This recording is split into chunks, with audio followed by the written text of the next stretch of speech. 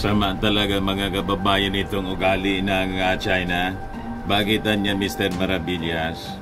Yung ating Pangulong Bongbong Marcos, kinongratulate lang naman yung bagong nagbabagang mga balita at pagtalakay sa mga isyu ng lipunan. Bulsa, opinyon, balat at paglalantad sa katotohanan. Bulsa, what you see is what you get.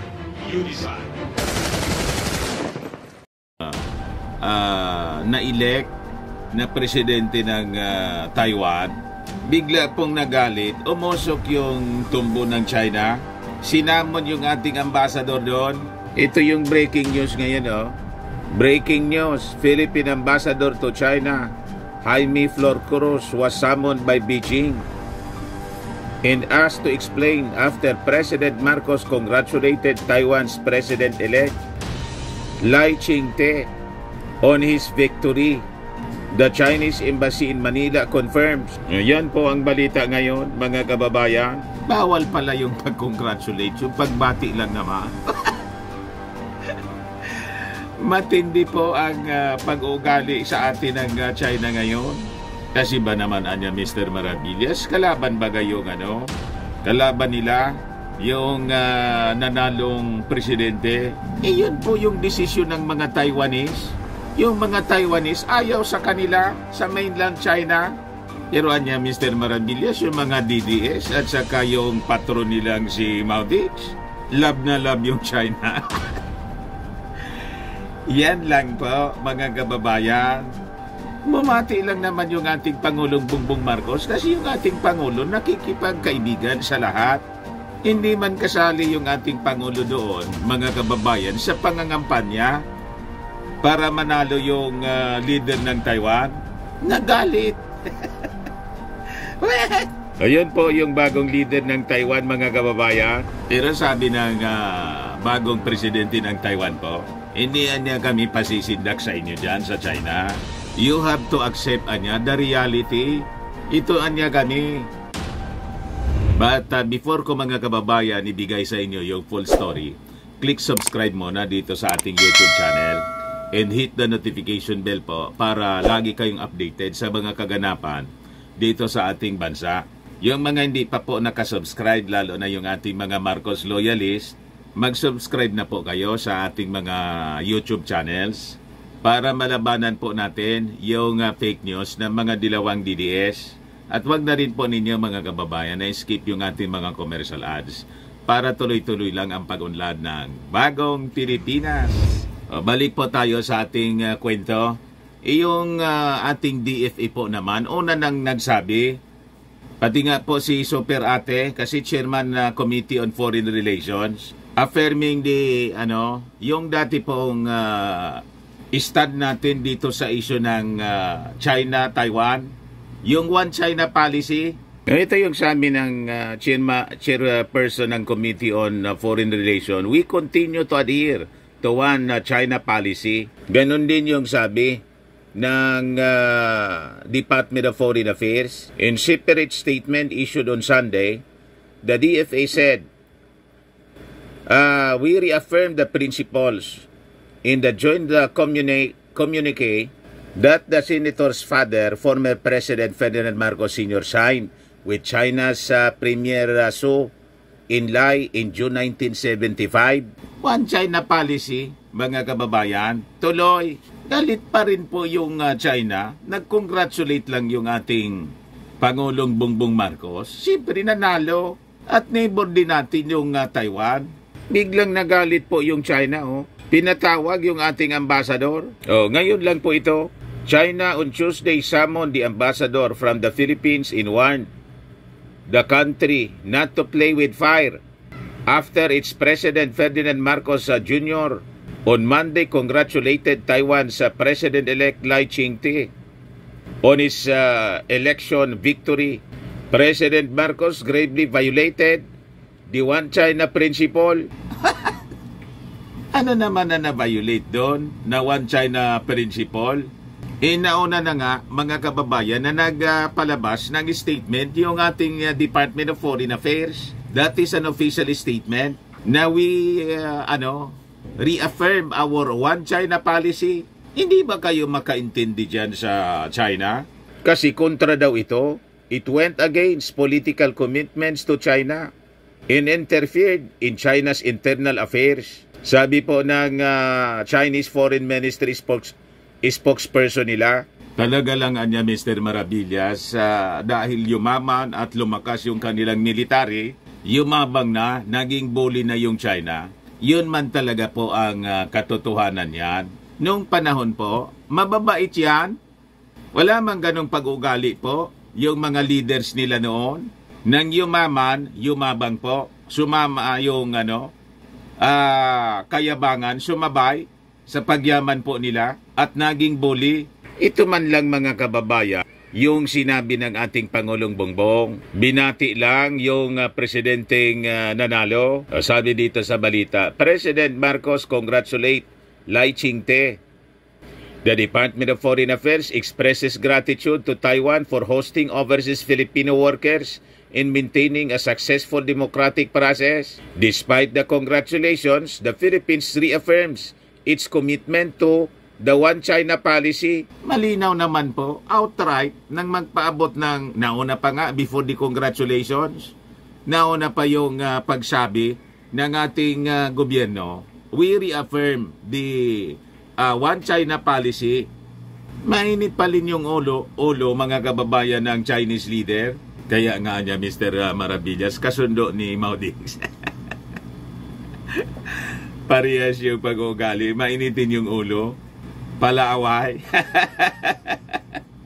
Kaya sila magbarkada, magkasundo sila. Sabi ng ating Pangulo, on behalf anya of the Filipino people, I congratulate President-elect Lai Ching-te on his election as Taiwan's next president.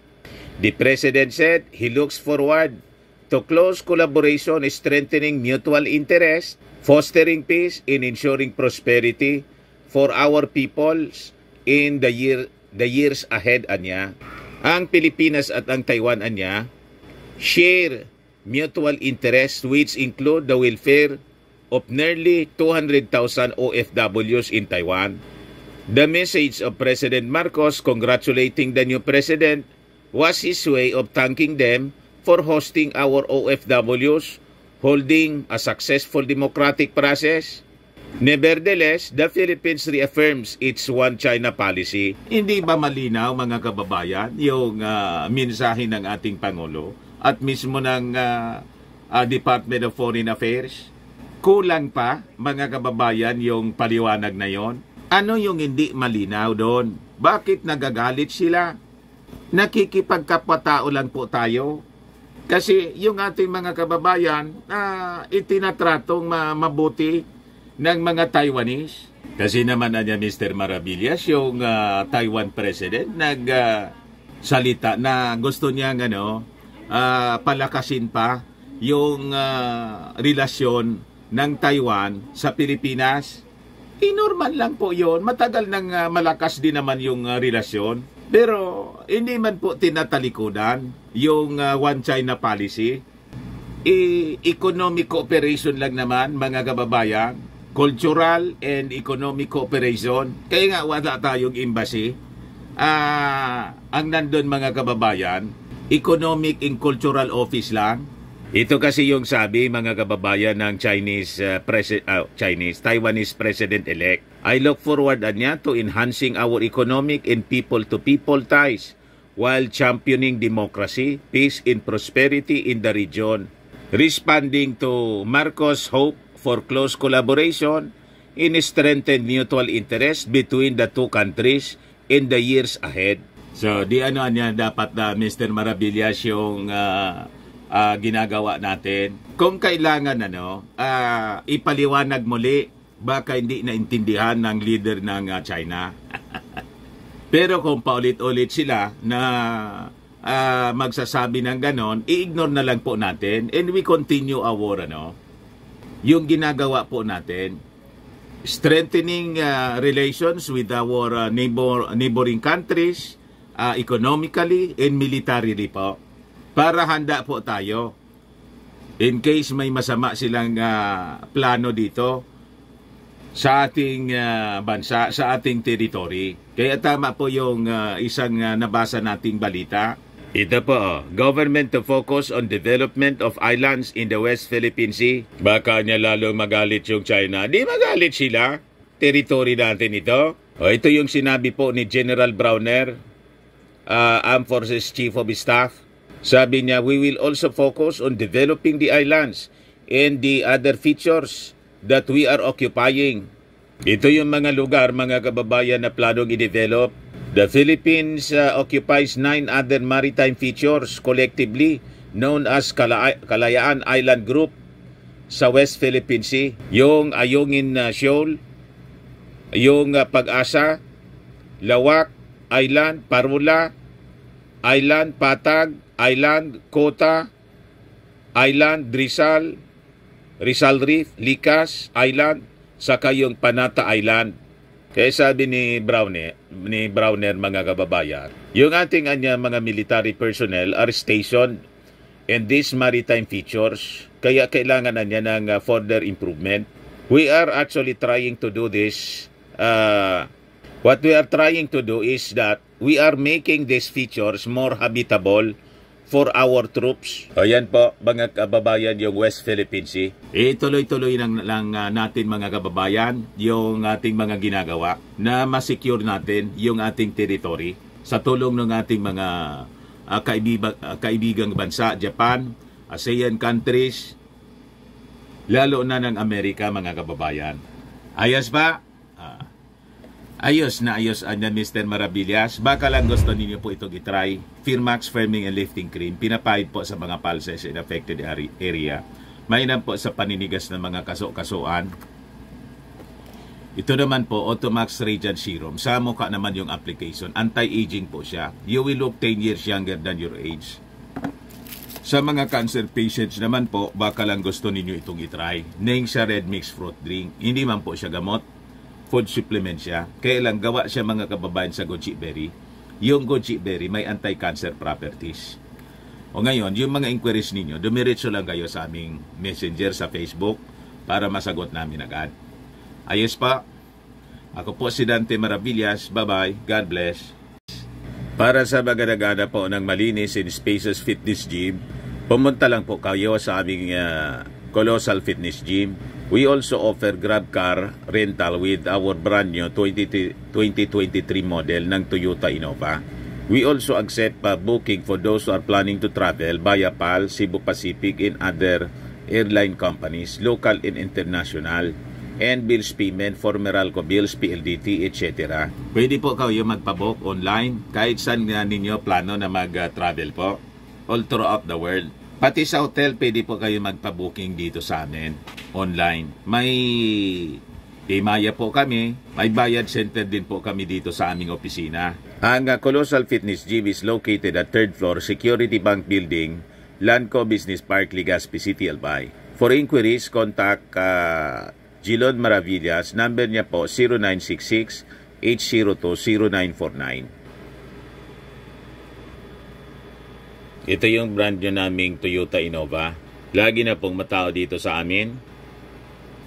Ayos pa, mga kababayan. Ayos na niya Mr. Maravillas.